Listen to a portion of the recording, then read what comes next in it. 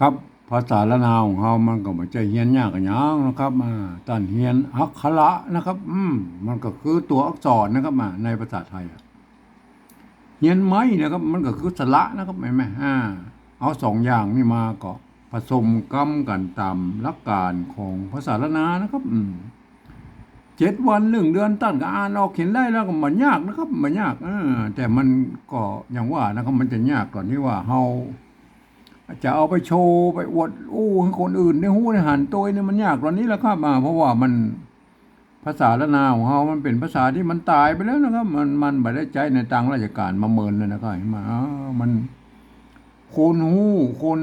เรียนคนอ่านออกเขียนได้มันมีน้อยนะครับเพราะฉะนั้นเฮาจะเอาไปอวดให้เพิ่นนะได้หันของเฮาภาษาของเฮาเนี่ยมันก็ต้องใช้ภาษาอื่นๆนะครับมาเทียบเคียงเขียนมาเป็นภาษาของเราเนี่ยก็คือที่บรรเทาปริวัตินั่นแหละครับเห็นไหมในโลกนี้เพิ่นก็ใจการปริวัติภาษากันทั้งนั้นนะครับมาลองไปกอยอันประเทศเวียดนามมาแล้วก็เห็นไหมเพิ่นมีสงครามกัน200-300 ปีนะครับยาวนานนะครับเพิ่นแต่ก่อนนี้เพิ่นสมัยโบราณนะเพิ่นเขียนด้วยตัวหนังสือยึกๆยือๆเหมือนภาษาจีนนั่นแหละครับเห็นไหมอันภาษาเวียดนามนะครับเห็นไหมเดี๋ยวนี้เพิ่นบ่สามารถบรรทายทอดมาหาลูกหาหลานเหลนเบิ่นแล้วครับก็เลยอันเพิ่นเจนลูกเจนหลานเจนเหลนเบิ่นเนี่ยเพิ่นก็เอาหันไปเอาภาษาอักษรอาราบิกนะครับมาเขียนเป็นภาษาของเพิ่นนะครับแล้วก็ประกอบกันขึ้นมากับแบบแล้วก็เขียนไปแล้วก็อันเพิ่นจะบูรณะคำศัพท์ด้วยการปริวัติเนี่ยมันก็คือไปใส่จุดใส่หมวกใส่ขีดใส่อันนี้มั่วสะปะสะเปดตามที่เพิ่นสิใส่ได้นะครับเห็นไหมเพื่อให้มันได้ตามสำเนียงภาษาของเวียดนามของเพิ่นนะครับเห็นไหมอันนี้เนี่ยคือลักษณะการปริวัตินะครับก็เอาภาษาอันอื่นๆนะมาเทียบเคียงให้เป็นภาษาตัวเองแล้วก็ใส่หมวกใส่จุดใส่ขีดใส่หยังแล้วก็ว่าไปนะแม่อันนี้เปิ้นฮ้องว่าปริวัติมันก็ต้องมีการปรับปรุงเปลี่ยนแปลงกันนิดๆหน่อยๆนะครับเพื่อให้มันได้ตามสำเนียงเสียงภาษาของเปิ้นเห็นมั้ยในยุโรปนะครับในยุโรปนี่เปิ้นก็ใช้หลักการอันปริวัติภาษาทั้งนั้นนะครับอย่างเช่นเห็นมั้ยอ่าฝรั่งเศสเห็นมั้ยเยอรมันยูเครนรัสเซียเห็นมั้ยโครเอเชียเห็นไหมเนี่ยหรือยุโรปตะวันออกเพื่อก็ยืมเอาอักษรอาราบิกแล้วก็มาเขียนเป็นภาษาของเปิ้นนะครับเห็นไหมเนี่ยเสร็จแล้วเพื่อก็ปริวัตินะครับเพื่อใส่จุดนะครับใส่2 จุดนะครับบางทีก็ใส่หมวกปิ้นนะครับอย่างโครเอเชียนะเพื่อใส่หมวกปิ้นไอ้เวียดนามนั้นมันกรุ๊ปครับมันจะเป็นกรุ๊ปลงนะครับมันเหมือนกรุ๊ปเจ๊กนั่นน่ะกรุ๊ปอันโครเอเชียมันกรุ๊ปง่ายนะครับมันง่ายขึ้นนะเห็นไหมปกติใส่เครื่องหมายเพิ่นนะมันได้ตามเสียงของเพิ่นอันนี้เห็นไหมลักษณะการปฏิวัติภาษาแบบมันเป็นอย่างนี้ทั้งนั้นนะครับเห็นไหมในโลกนี้อันอังกฤษนั่นแหละครับเพิ่นยืมเอาอักษรอาราบิกมาเขียนเป็นภาษาของเพิ่นนะครับเพิ่นบ่ใส่สักอย่างนะครับเพิ่นก็เขียนโล้นๆเนี่ยนะครับเพิ่นก็เขียนโล้นๆเนี่ยเปิ้นแต่เปิ้นมีอันบทเกณฑ์อยู่ว่าอันสามารถให้ผ่านเสียงไปได้เลยนะครับท่านจะเอาเสียงหยังก็ว่าไปนะครับเห็นไหมเป็นภาษาอันเป็นประโยคคำถามก็ว่าไปแบบเป็นประโยคธรรมดาก็ว่าไปแบบคำเดียวกันนั่นแหละแต่ออกได้หลายเสียงนั่นอันเนี้ยเปิ้นก็เอา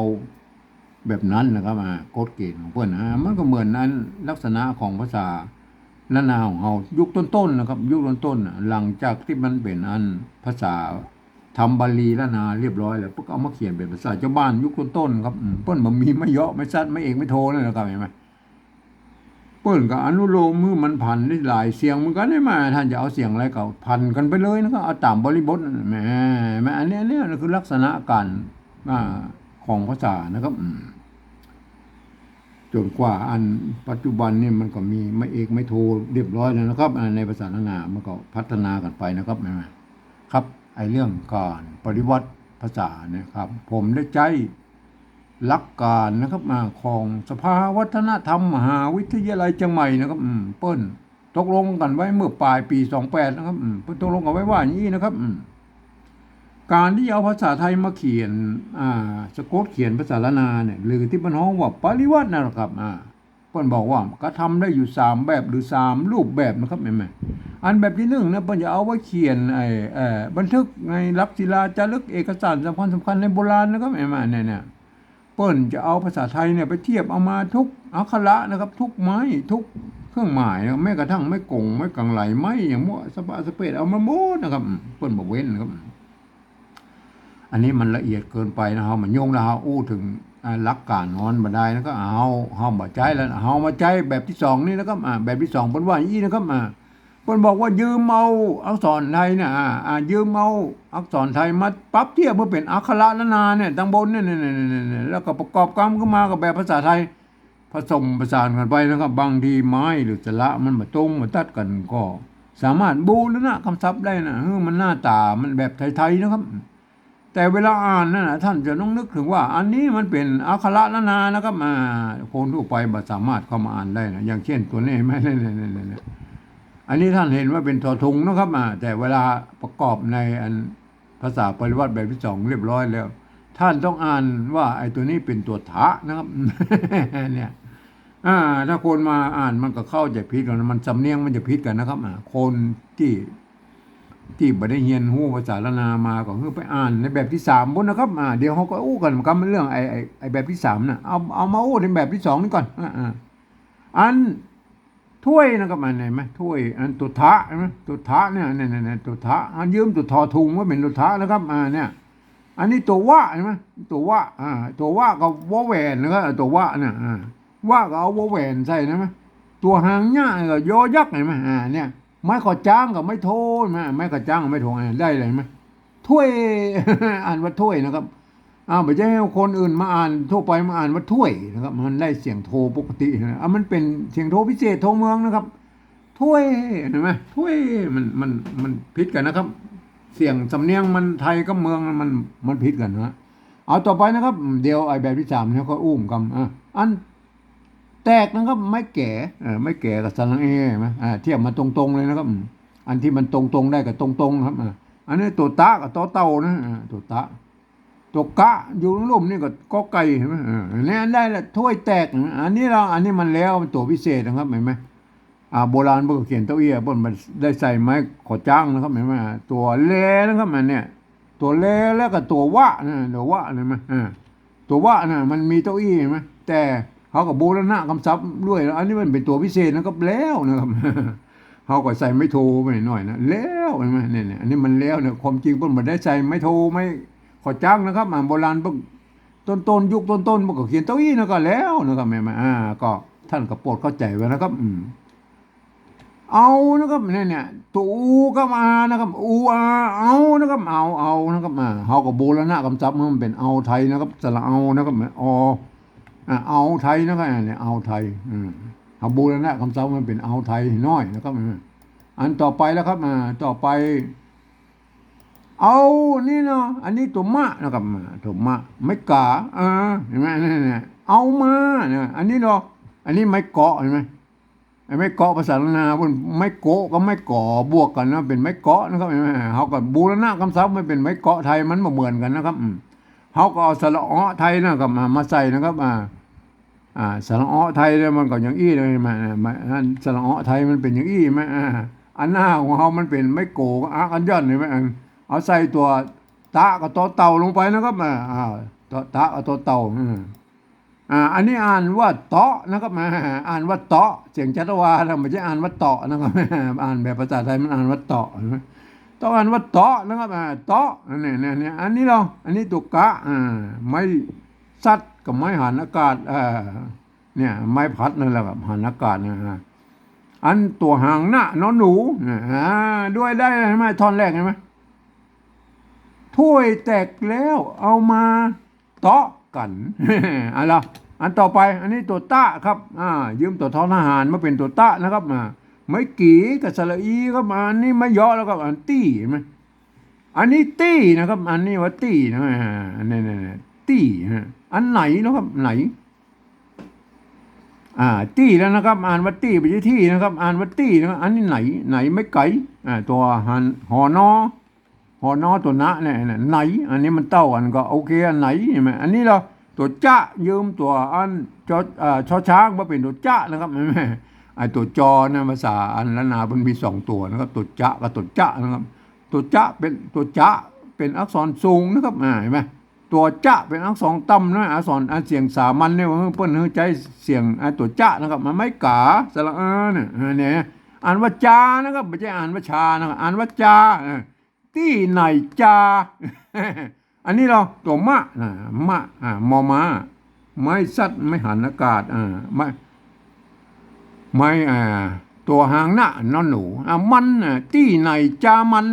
เนี่ยอ่านไม่ยีนะครับอันนี้เราอันนี้ตัวจ้านะครับตัวจ้าก็อันนี้ก็มันอ่านว่าจ้านะครับเฮาก็มันมีสระมันมีไม่กะซ่อนยุบอยู่ในที่เฮากับโบแล้วหน้ากับซ้ำมันไปน้อยนะก็จ้าหน่อยมั้ยใส่สระมันไปน้อยอันตัวหานะครับไม่กะมาเห็นมั้ยหางยะกับยอยักษ์นี่มั้ยหางยะยอนะครับตัวยะเนี่ยตัวญะนี่เปิ้นอันใช้ตัวยอยักษ์เขียนนะครับอันนี้เราไม่แก่ตัวตะตัวกะเห็นมั้ยแตกอันนี้อันนี้บ้างอันตัวบะไม่ขอจ้างไม่กามันจะวงหรือไม่กาน้อยก็แล้วแต่นะครับมันก็ใจสระอาไทยเนี่ยนะครับหางงะกับงองูได้เลยมั้ยหางงะกับงองูได้เลยมั้ยเนี่ยพวกก็ยังอ่านได้อยู่อีกนะมันในภาษาล้านนาเพื่อใช้หลักการภาษาล้านนาอ่านนะครับเห็นมั้ยถ้วยแตกแล้วเอามาตอกกันที่ไหนจะมันจะหายแตกบ้างเห็นมั้ยเนี่ยเพิ่นอ่านอีกนะครับคนทั่วไปมันไม่สามารถเข้ามาอ่านได้นะครับอ่านคนทั่วไปต้องไปอ่านในแบบที่3บนนะครับเปิ้นว่าอย่างนี้นะครับแบบที่3นะอ่านตามหลักการของสภาวัฒนธรรมมหาวิทยาลัยเชียงใหม่นะครับที่เปิ้นตกลงกันไว้เมื่อปลายปี28นะครับเปิ้นตกลงกันไว้ว่าอย่างนี้นะครับเปิ้นบอกว่าหลักการของเปิ้นเปิ้นบอกว่าฟังเอาเสียงภาษาล้านนาทางบนมุ่นเนี่ยที่เปิ้นเปล่งเสียงออกมาอย่างใดนะครับก็คือเสียงกระบู้นะครับก็เอาภาษาไทยเขียนไปจ้ะนั้นนะครับเนี่ยเปิ้นอู้เจ้าอี้นะอู้สั้นๆเจ้าอี้นะครับแต่เปิ้นก็มันได้นึกถึงเนาะว่าอันภาษาไทยนะมันเป็นระบบ5เสียงนะครับอันภาษาละนามเป็นระบบ6เสียงแล้วก็มันจะเอาระบบ5เสียงแล้วมันไปเขียน5เสียงมันบ่ได้ครบทุกเสียงแล้วครับแม่อันภาษาไทยนะมันอย่างนี้นะครับแม่เนี่ยมันกานะครับกานะครับกากาอันกาข้างหน้าบ่มีอันไม่เอกนะครับกานะกาอันกาอันนี้เป็นกานะครับแล้วก็กาเลยใช่ไหมกาอันแล้วก็กาใช่ไหมอันนี้กาใช่ไหมอันนี้คือเฮามาพันเสียงกันม่วนๆก่อนนะครับอันนี้กากับกาอันภาษาภาษาเนี่ยเหรอภาษาละนาเปิ้นเขียนกันอย่างนี้นะครับกากับกาหน่อยมั้ยกานะครับเสียงสามัญบ่ใช้ตัวกะใช่มั้ยเนี่ยข้ออันกาเนี่ยเปิ้นใช้ตัวกะนะครับตัวกะเนี่ยอันนี้ตัวกะมันกะกับกะนะอันกาเนี่ยใส่ไม่กาวงให้หน่อยนี่กาใช่มั้ยอันกาเสียงเอกนี่เพิ่นใช้ตัวกะนะครับเห็นมั้ยกาเห็นมั้ยแล้วก็อันเสียงโทนะครับกานะครับกาเพิ่นใช้ตัวกะทำแล้วเห็นมั้ยอันนี้กาเห็นมั้ยกาเห็นมั้ยเทียบกันนะเทียบกันกานะครับเห็นมั้ยกาอันนี้กาเห็นมันเต่าเห็นมั้ยกาแล้วก็อันไอ้กาภาษาละนาเพิ่นมีกานะครับอันไทยบ่มีครับไทยเพิ่นบ่มีครับเห็นมั้ยกาอันกาเนี่ยเก่งกาใช่มั้ยกาเนี่ยเพิ่นเขียนอย่างนี้เนี่ยกาเสียงโดพิเศษใช่มั้ยเนี่ยกาอันเอาภาษาไทยเพิ่นบ่มีนะครับไอ้กาเนี่ยบ่มีนะกาอันกานะครับกามันเพิ่นก็ใช้ตัวกะใช่มั้ยใช้ตัวกะใช่มั้ยกานะครับกาอันกาในภาษาละนาพวกเขียนนี่เห็นมั้ยอันกา อ่ะกาเปิ้นเต้าเอี้ยเปิ้นบ่ต้องใส่ไม้แล้วก็เปิ้นก็กาอะไรไหมแกนั่นเห็นไหมอันเนี่ยภาษาอันเสียงอันโทพิเศษโทเมืองเปิ้นบ่มีครับเปิ้นบ่มีเปิ้นก็อ่านบ่ได้นั่นแหละเปิ้นก็อ่านได้แค่กล้านะครับเห็นไหมนั่นแหละโปรดเข้าใจไว้ด้วยนะครับดังนั้นเฮาก็เอาภาษาไทยมาเฮาลองปฏิวัติเป็นแบบที่3ที่ท่านจะได้หันชัดๆแล้วครับว่ามันเป็นอันมันเป็นอย่างไรนะครับมันเป็นอย่างไรนะครับเฮามาหันดูเลยนะครับในภาษาละนาเนี่ยเปิ้นเฮามาดูตัวนี้เลยนะครับเห็นไหมกานะครับตัวกะเปิ้นยืมเอาตัวคอควายมาเป็นใช่ไหมอันนี้เนี่ยกานะครับอันนี้เปิ้นอ่านว่ากาไม่ใช่คานะครับกานะครับกากาอันนี้กาใช่ไหมแล้วก็อันนี้อันนี้มันกาอ่านว่ากานะครับไม่ใช่ข้านะครับอ่านว่ากาอันนี้อันนี้เปิ้นกระเทียบมานะครับตัวกอไก่ไม่โทไม่อันนี้อ่านว่ากาไม่เนี่ยแล้วก็อันนั้นตัวกานะครับกานะครับเห็นไหมอันนี้อันนี้กาเห็นไหมเนี่ยเห็นไหมกากาภาษาไทยเพิ่นกากามันบ่มีกาครับมันบ่มีกาเนี่ยบางคนก็เอาเทียบเอาตัวอันก้าเนี่ยเสียงโทปกติเนี่ยไปเป็นก้าเสร็จแล้วมันเสียงเอกนั้นมันก็จะพะเลิศพะลาบกับไปหมดแล้วก็มันก็จะทำให้มันยุ่งยากนะครับแม่ท่านไปหัดพันเสียงนะครับว่าเทียบเสียงอันภาษาไทยกับภาษาละนานะครับว่าท่านจะใช้อย่างไรนะครับอันนี้ผมปริวัติแบบที่3เนี่ยผมใช้อย่างอี้นะครับอันอย่างไรไหมอันแบบที่3เนี่ยมันเฮากับอันนี้เฮาจะมาเขียนเป็นเสียงคำอู้ในภาษาละนาแล้วไหนไหมภาษาละนาเป็นอย่างนี้เห็นไหมเฮาก็จะเขียนอันนี้ผมจะปฏิวัตินะครับแบบที่3อันนี้เป็นแบบที่2นะครับเนี่ยแบบที่3ผมปฏิวัติแล้วนะครับจะเอาให้มันเป็นแบบที่3ตามสำเนียงคำอู้นะกากาอันนี้กานะครับอันนี้กาอันนี้ตัวที่2นี่มันกาครับอันนี้มันกาได้มันตรงกันกับกานะอันนี้อันนี้มันกาครับนี่ภาษาไทยมันกาครับนี่เห็นไหมอันภาษาไทยมันกานะครับเห็นไหมเนี่ยเพิ่นอ่านว่าไม่โทเนี่ยไม่สลาดเพิ่นอ่านว่ากาเสียงโทปกตินะครับเห็นไหมเนี่ยเขาก็กาเขาก็เอาตามภาษาไทยเนี่ยกาเห็นไหมเนี่ยกาเห็นไหมอันนั้นมันจะอันนี้มันเหมือนกันเลยมานี่ก็กาอันนี้ก็กาเนี่ยแหละอันเนี้ยภาษาอันเสียงโทพิเศษโทเมืองเนี่ยผมก็เอาจุดประดับไว้อีนะครับเห็นไหมเนี่ยก้ามันได้ยังก้าเห็นไหมเพราะฉะนั้นมันถึงจะมาเหมือนกันเห็นไหมก้า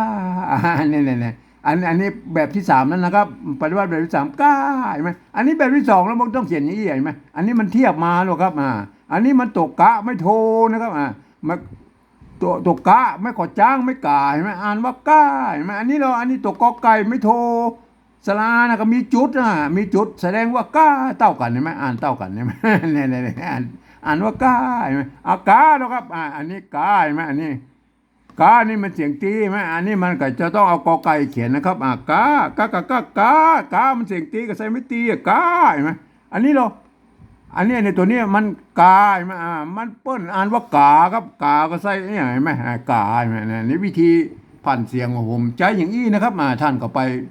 ปพิจารณากันนะครับท่านจะไปปริวัติภาษาท่านต้องเกิดอีกก่อนนะครับเอามาดูเลยนะครับเอามาดูอันที่จะเอาปฏิวัติกันมาดีนะครับถ้วยเสียงโดพิเศษครับถ้วยเสียงโดใส่จุดเข้าไปตามแบบฉบับของกินสิ่งที่ของผมเนี่ยเอาถ้วยนี่ใส่จุดเข้าไปนะครับเสียงโทพิเศษโทเมืองเนี่ยอันวัดประสิงห์เปิ้นฮ้องว่าตีเพี้ยนเนอะไปใจตัวเอียงเนอะไปใจตัวเอียงนะครับไปใจตัวเอียงนะฮะอันจังฮ้องว่าตีเพี้ยนหรือโทพิเศษโทเมืองอย่างจ้างมันก็คือระวังเสียงโทและเสียงตีนั่นนะครับเสียงโทปกติถึงเสียงตีนั่นมันอยู่กลางนั่นนะครับมันที่มันบ่มีในภาษาไทยนั่นนะครับเห็นไหมถ้วยได้แล้วนะถ้วยแตกนะครับอันนี้แตกภาษาอันละนาพวกนั้นก็แตกมันเต้าอันนั้นก็แล้วไปนะเฮาบ่ต้องมายุ่งนะครับอันนี้แล้วเห็นไหมอันนี้ก็แล้วอันนี้ก็แล้วเต้ากันก็เสียงตีเต้ากันก็แล้วไปนะครับ อันภาษาละนาเพิ่นเอานะครับตัวนี้เพิ่นห้องอ่านว่าเอานะครับอันแบบที่สองเพิ่นอ่านว่าเอาแบบที่สามเอาเสียงสามัญก็แล้วไปนะครับมานะครับเนี่ยอันนี้ก็มาอันนี้ก็มาโอเคเต้ากันนะครับอันนี้หรออันนี้ภาษาละนาเพิ่นอ่านว่าเตาะเสียงจัตวานะครับเตาะนะครับเตาะอันนี้หรออันนี้เปิ้นก็อ่านว่าเตาะเหมือนกันนะอันนี้ตัวต่อเต่าสระอ้อนะครับอ่านว่าเตาะเหมือนมันตัวตะนะครับอ่านว่าเตาะเสียงจัตวานะครับนี่อันนี้หรออันนี้ของไทยเนี่ยของไทยเพิ่นอ่านว่าตัวต่อเต่าไม้สระอ้อไม่เกาะสระอ้อมันก็อ่านว่าเตาะเห็นไหมมันเป็นเสียงเอกก็มาเตาะเห็นไหมจะให้มันเป็นเสียงจัตวาได้เลยก็ใส่ไม่จัตวาบ่ในการนี่ถึงแม้ว่ามันบอกมีในภาษาไทยแบบนี้เนาะไอ้เตาะเนี่ยก็ท่านก็ใช้หลักการแบบไอ้แนวทางของอันภาษาเวียดนามบ้านนะครับไปใส่หมวกใส่จุดใส่อย่างมู่ว่าสะปะสะเปะแล้วมันได้ตามเสียงของเพิ่นนะครับเฮาก็แบบเดียวกันเฮาก็ยืมเอาอักษรไทยมาเขียนนะครับเฮาบางอันที่อันบางกฎเกณฑ์ของอันภาษาไทยเพิ่นมีเฮาก็ยกเว้นไปพ้องนะครับเฮาก็ใส่ไปตามนี่เห็นไหมมันเตาะเห็นไหมไม่ได้ตามเสียงภาษาละนาของเราเตาะอันนี้หรออันนี้มันเนี่ยตัวกะ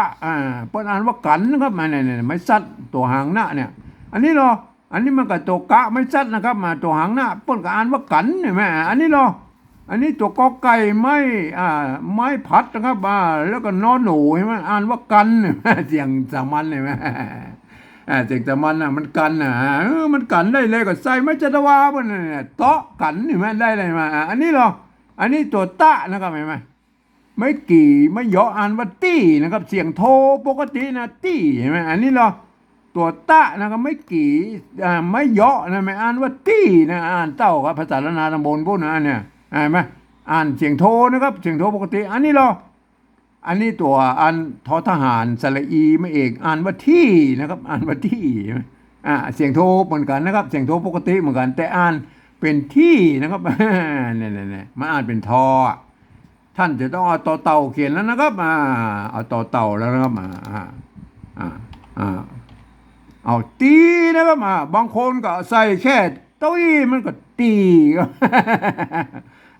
เขียนเต้าอี้มันก็ตีเต้าอันนะครับมันบ่ตีครับเห็นไหมบางคนที่มันเอาอันผ่านเสียงแบบเอาเสียงโทปกตินะเปิดไปเป็นเสียงโทพิเศษโทเมืองเนี่ยมันก็เลยพลาดไปนะครับอันเสียงที่มันโทปกติมันก็เลยต้องใส่ไม้เอกอย่างนี้มันก็เลยกลายเป็นตีนะครับตีนะครับเห็นไหมตีเหรอใส่ไม่โทแล้วตีไหมได้เลยไหมตีมันเต้าอันนี้มาเนี่ยตีอันนี้การว่าตีอันนี้การว่าตีอันนี้การว่าตีแล้วตีเราอย่างไรตีมันเสียงโทพิเศษเลยตีมันเสียงโทพิเศษโทเมื่อกับใส่จุดไว้เนี่ยตีเนี่ยได้ไหมพันแบบผมนี่มันได้กู้เสียงนะครับตีใช่ไหมแล้วก็ตีเหรอตีใส่ไม่ตีเนี่ยใช่เนี่ยตีใช่ไหมแล้วก็ตีเหรอตีก็ได้กู้เสียงเห็นไหมท่านจะเขียนนี้มันได้กู้เสียงแล้วตีใช่ไหมใส่ไม่โทนะครับตีได้แล้วนะครับท่านก็ไปฝึกนะครับฝึกพันเสียงนะครับตีนะครับไหนอันนี้ไหนอันนี้ไม่ไก่ตัวนะไหนอันนี้สระไม่ไก่ตัวนะไหนเห็นไหมอันนี้เหรออันนี้สระไอตัวหอนอก็อ่านว่าไหนเสียงจัตวามันก็แล้วไปนะครับอ่านตัวต่อไปแล้วครับอันนี้ตัวจ้าไม่กานะครับอ่านว่าจ้านะครับไม่ใช่ชานะอ่านว่าจ้าเห็นไหมอันนี้เหรออันนี้ตัวจ้าไม่กาใช่ไหมแบบที่สองเนี่ยอ่านว่าจ้านะครับอันนี้เหรออันนี้เอาภาษาไทยมาเขียนนะครับท่านมันเป็นชอช้างสระอาใช่ไหมต้องอ่านว่าชานะครับท่านจะต้องเอาจอจานมาเขียนแล้วนะครับจอจานมาเขียนใช่ไหมอ่านได้อ่านว่าจามันได้ละเสียงสามัญใช่ไหมมันเต้ากันนะอันนี้จาอันนี้จาอันนี้จามันเต้าอะไรมาเขาก็ไม่ต้องไปใส่ไม้อย่างละครับมันเต้าอี้มันก็อ่านจาแล้วเห็นไหมอันต่อไปมันเห็นไหมไอ้มันอันนี้ก็มันอันนี้ก็มันโอเคมันเต้ากันก็อย่าไปต้องมายุ่งแล้วครับอันนี้เราครับอันนี้ตัวจะนะครับแม่อ่านภาษาละนาเพิ่นอ่านว่าจะเสียงจัตวานะครับจะจะนี่มันเป็นเสียงจัตวาแบบสำเนียงตะยวนเชียงใหม่นะครับจะเสียงยาวๆนะครับ ถ้าเป็นไตลือตั้งลำปางแป้น่านพะเยาเปิ้นอ่านจ๊ะมันจ๊ะมันมันเสียงจัตวาเหมือนกันแต่มันห่างเสียงมันขึ้นไปปู้เนี่ยใกล้ๆเสียงตีมันจ๊ะมันจ๊ะมันจ๊ะก็สุดแล้วแต่สำเนียงแต่ละที่นะครับอันนี้ตัวจ๊ะโบราณคำศัพท์ของมันก็ตัวจ๊ะไม่กะใช่ไหมก็อ่านว่าจ๊ะอันนี้มาใส่ไม่กะก็อ่านว่าจ๊ะนะอันนี้ใส่ไม่กะก็อ่านว่าจ๊ะนะอ่านเต้ากันนะอ่านเสียงจัตวาอันนี้เหรออันนี้ภาษาไทยเปิ้นเป็นจอจานสระอะนะครับมันอ่านว่าจะเสียงเอกนะครับเนี่ยท่านจะต้องบูรณะคำศัพท์เลยนะจะเสียงมันเสียงจัตวาก็ใส่ไม่จัตวาบ่เนี่ยจะเอาก็เอาแนวทางตามมันแบบอันที่เปิ้นภาษาเวียดนามนะเปิ้นอันโชว์ไว้นะครับเปิ้นเอามาเขียนเป็นภาษาของเปิ้นเอาภาษาอาหรับิกมาเขียนเป็นเปิ้นใส่สปะของเปิ้นนะก็ไม่มากก็ตามมันได้ตามเสียงของเปิ้นเฮาก็เหมือนกันนะครับเฮาก็ยืมเอาภาษาไทยมาเขียนนะครับเมื่อเฮายืมเอาภาษาไทยมาเขียนแล้วก็เฮาก็ยืมเอาอันเอกโทติจัตวาของอันของไทยมาเขียนเหมือนกันนะมาก็เอามาใส่นี่แม่ถึงแม้ว่ามันจะมามีในภาษาไทยกรรมอย่างนี้นะครับจะเฮาก็บอกนั่นแหละเฮาก็เอาแบบตัวอย่างภาษาเวียดนามไปนะเอาให้ได้จำเสียงภาษาละนากันแล้วกันนะครับจะให้มันได้จะเสียงจัตวานะครับอันแบบที่สองเนี่ยมันก็เปิ้นอ่านว่าจะอยู่แล้วมันตัวจะนะครับอันนี้เนี่ยนะภาษาละนานี่เปิ้นก็อ่านว่าจะเสียงจัตวาอยู่แล้วนะครับอันต่อไปแล้วครับอ่านหายนะครับเห็นไหมอ่านตัวอ่านภาษาละนาเปิ้นอ่านว่าหายนะครับนี่นะอ่านอันนี้เราอันนี้ก็อ่านว่าหายนะครับอันนี้เราภาษาไทยมันก็อ่านว่าหายอันนี้เนี่ยมันเต้ากันนะอ่านเต้ากันนะบางครั้งมันก็เต้ากันแล้วครับภาษาละไทยภาษาละนามันเกิดมาจากที่เดียวกันแล้วก็บางครั้งบางตัวมันก็ยังเหมือนกันอยู่นะครับมันจะพลิกแพลกเป็นบางตัวตอนนั้นนะครับเห็นไหมอันนี้อันนี้ภาษาละนาเป็นอ่านว่าแตกนะครับเห็นไหมเนี่ยตัวตะไม่แก่สะกดด้วยตัวกะแตกอันนี้อันนี้ตัวตะไม่แก่สะกดด้วยตัวกะเห็นไหมมันก็อ่านว่าแตกตะวันเสียงเอกนะครับอันนี้อันนี้ตัวเต่านะสระเอนะครับมาสะกดด้วยตัวกอไก่นะอ่านว่าแตกเต่านะเสียงเอกเต่านะก็แล้วไปนะครับอันนี้อันนี้ตัวบะนะไม่กาไม่ขอจ้างสะกดด้วยตัวง่าอ่านว่าบ้างเสียงโดพิเศษเลยไหมบ้างเห็นไหมอันนี้อันนี้ตัวอันบอเป็นม้าตัวบะเห็นไหมไม่ขอจ้างอันนี้ตัวไม่กาเห็นไหมตัวง่าเห็นไหมอ่านว่าบ้างเห็นไหมอันนี้อันนี้ตัวบอเป็นไม้ไม่โทนะครับมันสระอานะครับตัวงองูนะครับอ่านว่าบ้างนะครับบ้างไม่ใช่บ้างนะครับมันบ้างเห็นไหมมันบ้างเสียงได้แค่เสียงโทปกติบ้างจะให้มันเป็นบ้างได้แล้วก็ใส่จุดก็ไปตามแนวฉบับแบบฉบับของผมบ้างเห็นไหมบ้างได้เลยไหมการปริวัติภาษาอันเนี่ยของภาษาละนาเนี่ยนะครับแบบที่สามเนี่ยก็ผมก็ได้ใช้หลักการแนวทางกันแบบอันภาษาเวียดนามบนแล้วนะครับเปิดใจจุดใจหมวกใจขี้อะไรโม่สปาสเปดเอาไม่ได้ตามเสียงของเพื่อนผมก็เอาแบบนี้แหละตามที่ผมอู้มานี่แหละครับเห็นไหมถึงแม้ว่าท่านจะเป็นฝรั่งมั่งค่าที่ไหนมาก็จ้างแล้วครับท่านมาเรียนภาษาไทยเรียบร้อยแล้วครับท่านแบบที่สามเนี่ยมาอ่านภาษาแบบที่สามเนี่ยอ่านไปตามหลักการของภาษาไทยนะยกเว้นนะครับคำที่มีจุดอย่างอี้อ่านออกเสียงโทพิเศษนะครับคำที่เป็นอยนะครับอ่านเป็นยอยักษ์ไทยนะครับคำที่มียอตัวเดียวนะอ่านเป็นตัวญะนะครับยอนะครับเนี่ยภาษาละนานะครับอันแบบนี้เสียงจัตวาอย่างอี้ก็อ่านไปตามนั้นนะครับไม่เนี่ยก่อนแล้วท่านอ่านไปแล้วท่านจะได้สำเนียงเชียงใหม่ไตยวนไปเลยนะครับเห็นไหมเนี่ยก็อ่านได้กันอย่างอี้นะครับถ้วยแตกแล้วเอามาเตาะกันตี้ไหนจะมันจะหายแตกบ้างเห็นไหมเสียงโทพิเศษเห็นไหมเนี่ยท่านก็จะได้อ่านนี้ไหมอ่านแบบที่สองนั่นเห็นไหมมันเปิ้นก็เขียนไว้อย่างอี้นะเห็นไหมเปิ้นบ่สามารถที่จะให้คนอื่นมาอ่านได้นะครับเห็นไหมคนที่บ่ได้เรียนรู้ภาษาละนามาอ่านมันจะผิดเพี้ยนสำเนียงนะครับเห็นไหมเพราะมันคนที่จะอ่านแบบที่สองได้นี่ต้องเรียนรู้ภาษาละนามาอ่านนะครับต้องนึกถึงว่าอันนี้เป็นภาษาละนานะครับตัวนี้ตัวทะนะครับตัววะตัวญะนะครับตัวตะตัวละเห็นไหมตัวอะนะตัวมะเห็นไหมท่านต้องเห็นเป็นภาษาละนานะครับท่านถึงอ่านไปตามหลักการของภาษาละนานะอ่านว่าอย่างนี้นะครับเห็นไหมถ้วยแตกแล้ว เอามาเตาะกันที่ไหนจามันจะหายแตกบ้างเห็นไหมต้องอ่านอีนะไหม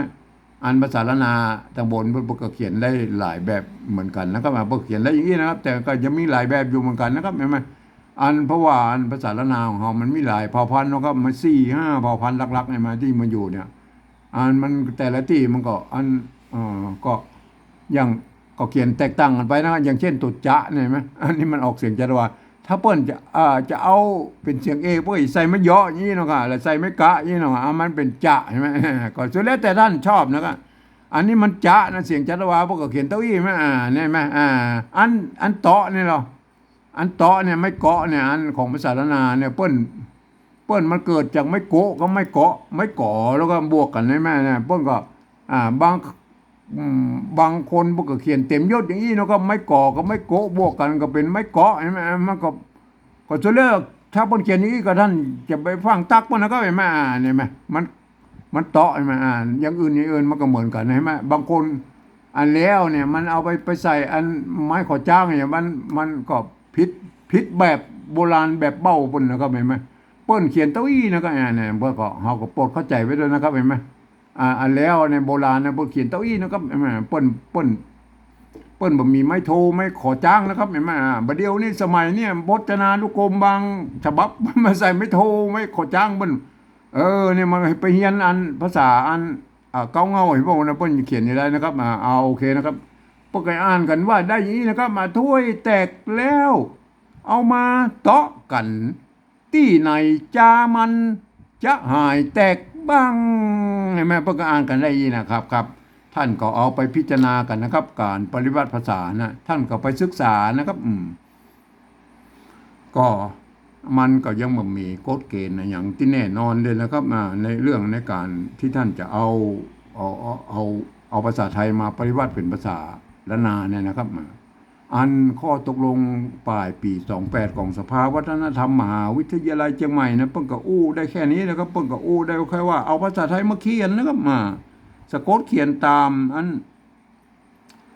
ภาษาละนาน่ะตามเสียงภาษาละนาที่มันเปล่งออกมาน่ะเพิ่งก็อู้ได้ตัวนี้นะแต่เพิ่งก็ไม่ได้นึกถึงนะครับว่าอันภาษาไทยนะมันเป็นระบบ5 เสียงนะครับท่านจะเอามาเขียนระบบภาษาละนา6 เสียงนั้นมันไม่ได้แล้วครับท่านจะต้องพลิกแพลงแล้วครับท่านจะต้องพลิกแพลงอันปริวัติปฏิบัติห้องว่าปริวัตินะครับตามอันผมเองเนี่ยผมได้ใช้แนวทางของอันภาษาเวียดนามนะครับสมัยปัจจุบันเนี่ยเปิ้นก็ใช้แนวทางแบบอี้นะครับเปิ้นก็ใช้แนวทางปฏิวัติตามที่ผมอู้มาเรียบร้อยแล้วเห็นไหมเปิ้นก็ใช้อย่างเงี้ยนะครับมันก็จะได้อันความแน่นอนของอันการปฏิวัติภาษาแบบอี้นะครับสำหรับคนอื่นๆนะครับท่านจะไปวัดแบบใดก็เป็นเรื่องของท่านนะครับมันเป็นลิขสิทธิ์ของท่านนะครับมันมีไผว่าแล้วครับแต่เขาจะพอว่าอันความสามารถของท่านมันเท่าใดเท่าอันนะครับมันมีกลิ่นเท่าใดเท่าอันนะที่จะเขียนเนี่ยมันได้ตามสำเนียงภาษาอันละนาของท่านนั่นนะอันนั้นนะเท่าอันนะครับเห็นไหมก็มีเท่าอี้นะครับครับวันนี้ผมก็บรรยายเพียงแค่นี้นะครับ